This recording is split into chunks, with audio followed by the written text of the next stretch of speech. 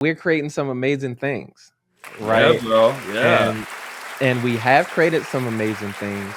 We are still learning, and there are more things to come, that we won't get into right now, but there are more things that we have as far as pushing media out to the world and kind of sharing our perspective. Most people with a phone calls themselves a videographer today. They can go in the gym, they can go in the store, hit record, right, with no understanding of the basics of cinematography, and they post, right? And I'm not mad at it, right? Because that's what modern technology does, is it gives everyone a voice.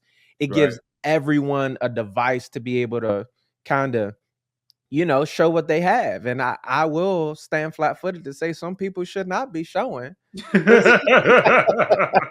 And I just scroll right past it. However, from an opportunity perspective, it does give a voice to the voiceless. What are your thoughts on where we are today from a content perspective? You could even encapsulate that and talk about social media, and then kind of like moving forward, your plans and your content strategies. Good question, man. So strategically, I have to just learn to accept that the definition of videography is changing straight up. I do not want to be an old head where it's like, no, that ain't right. That's not how you do this. Like, no, that doesn't help me at all, especially Sure. with the relationships that I want to build both in our generation and youngers and forwards. So, first of all, accept that change is happening, deal with it, right? Secondly, that also tells me that again, being a bounty hunter of videography, I have to learn what it takes to be a videographer from all aspects, from entry level all the way to more advanced. And I need to sustain my advanced education using the equipment that I currently have. So where I'm at with it in terms of content creation, I no longer focus on the quantity. I only provide quality. So if that's because that's how you define videography as forms of like amateur versus professional. Now, granted, there are agencies that are designed to purposely post out quantity of content. If that is their objective, they're completing that. But that is just one element to it. You know, people get confused with agencies versus videography, and we can tap into that later. So I'll just tap that into on the surface level. But the answer to your point is you're absolutely right. You spend $1,000 on an iPhone, and the selling point is their cameras. And you're making money. All right. By definition, you are a videographer. There are tools that are make it easy, and we have to understand that making it easy doesn't mean you're not being a professional. Sure. You know, Yeah. you are adapting to the tools that will further enhance you to bring in more service and income to what the clients are looking for. You know, Yeah. and that's simply it. So to summarize my answer to that question is that I am going to focus on the quality. I'm going to focus on using the big rigs, and because Oh man. I feel like I have the value of a higher level of Yeah. production versus someone using their phones. I'm not doing that anymore. I had Mm. a point where my girl, she called me on it when we first started this business. I was like, yeah, I want to shoot everything on iPhone. I purposely was like, yeah, I'm going to rig it up because films have been made, and that's another thing too. Films have been won and produced Oh, for by sure. by iPhone. So how dare I say that that's not true videography when I don't even have the accolades to show that it is or is it not? The facts are right in front of my face. So I was like, yeah, I'm gonna use iPhone, blah, blah, blah, blah. And I'm just like, she was like, no, you're not going to spend all this time and make you better make some investments, you know? And so that's why Sony has been the best process moving forward. Yeah. So, yeah, the Walkmans that I used to have in 8th grade. But Wow.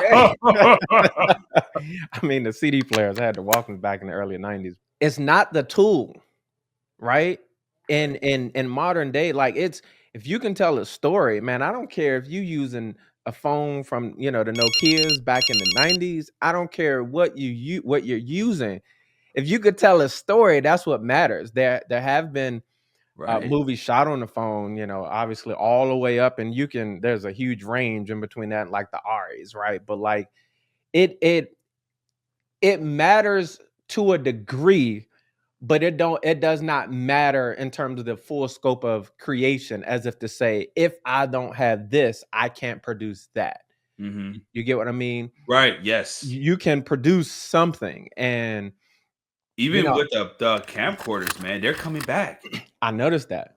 I Mhm. noticed that. I won't be buying them, but however, that's just a it's just a personal thing, right? But people use them.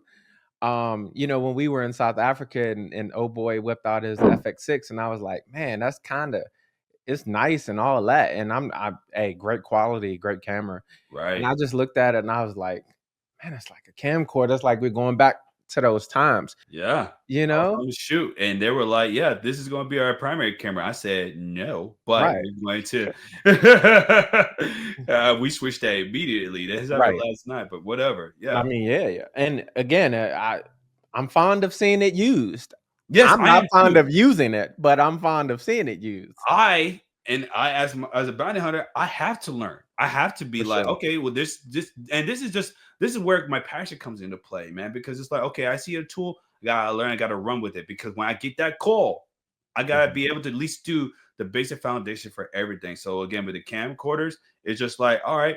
Ironically, when my dad he gave me my first camera as a kid, it was also a Sony, and it was just like Oh, that's that's how it all funny. started. Shouldn't say. Uh, bringing that element. But yeah, I Yeah, get it. it didn't work well. I know. My very first project in this genre was in 2005, right? It's go 20 years ago. Dang! And I used the camcorder, right? It actually and it worked really well. The brand wasn't a Sony.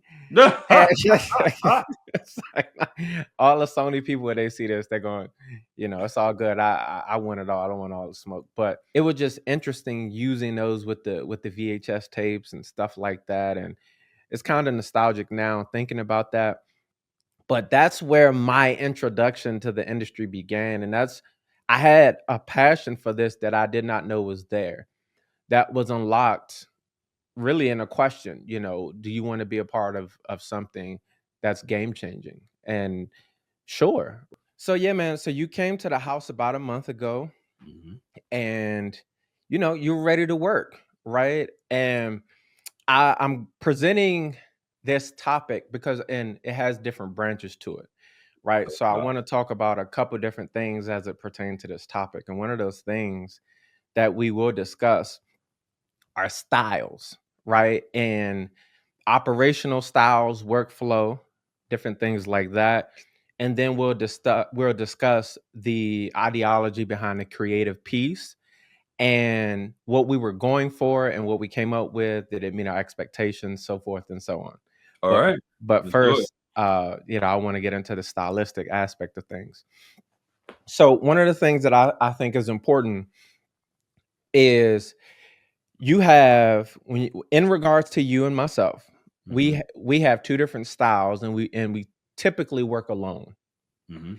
And we do collab on projects, obviously, but in terms of like our everyday life, right? We do our thing, and you live in California, I live in Texas, so we go at it by doing our own thing.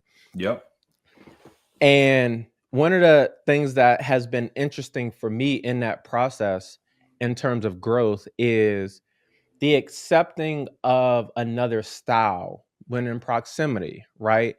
And to be able to flow, even though you don't have to adopt or necessarily you don't have to be the same, right? Or have the same style, but it's a necessity to be able to adapt, right? And evolve so that the project can get done. And that's not just in video, that's life. But as it pertains to videography specifically, and you've already mentioned you've worked with different people and you had to learn, you had to adapt. I have a creative style that I would deem it to be somewhat structured, but more on the spontaneous side.